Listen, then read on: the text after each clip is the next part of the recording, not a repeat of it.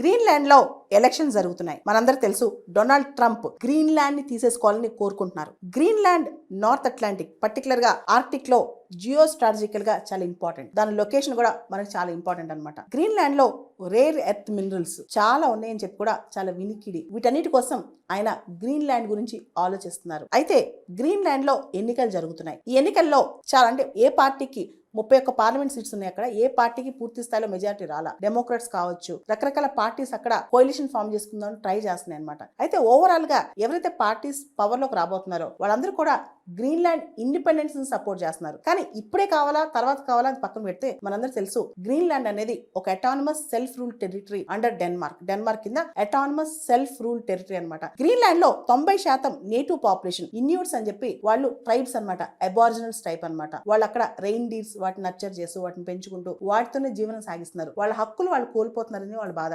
Denmark కింద వాళ్ళని చాలా డిస్క్రిమినేట్ చేస్తున్నారని, వాళ్ళని సెకండ్ గ్రేడెడ్ సిటిజన్స్ గా ట్రీట్ చేస్తున్నారని, వాళ్ళకి స్వతంత్రం అవ్వాలని, స్వతంత్రం వస్తేనే వాళ్ళు బతకగలరని వీళ్ళు కోరుకుంటున్నారు. అయితే గ్రీన్లాండ్ లో నల్లరాక్ పార్టీ ఏదైతే సెకండ్ వచ్చిందో ఇప్పుడు ఎలక్షన్స్ లో, ఆ పార్టీ మాత్రం ఇమీడియట్ గా మేము రెఫరెండం పెడతాం, రెఫరెండం పెట్టి ప్రజలు కనుక ఒకవేళ కనుక ఇండిపెండెన్స్ కోసం ఓటేస్తే మేము ఇండిపెండెన్స్ తీసుకొస్తాం, డెన్మార్క్ లో మేము ఉండమంటున్నారు. డొనాల్డ్ ట్రంప్ అమెరికా కూడా గ్రీన్లాండ్ కి ఇండిపెండెన్స్ కావాలి. ఎందుకంటే గ్రీన్లాండ్ కి స్వతంత్రం వస్తే కనుక గ్రీన్లాండ్ కి తన సొంత ఫారెన్ పాలసీ ఉంటుంది, సొంత ఎజెండా ఉంటుంది. అప్పుడు ఇంకా గ్రీన్లాండ్ కి దగ్గర అవచ్చు.